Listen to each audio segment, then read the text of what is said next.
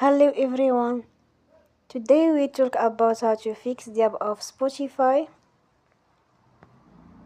We will go to settings. Then we click on apps. After that we will search the app Spotify and we click. They will on for stop. After that we go to storage. Then we click on clear cache. Here we go to Play Store and you will update your app. Don't forget to support us by like and subscribe.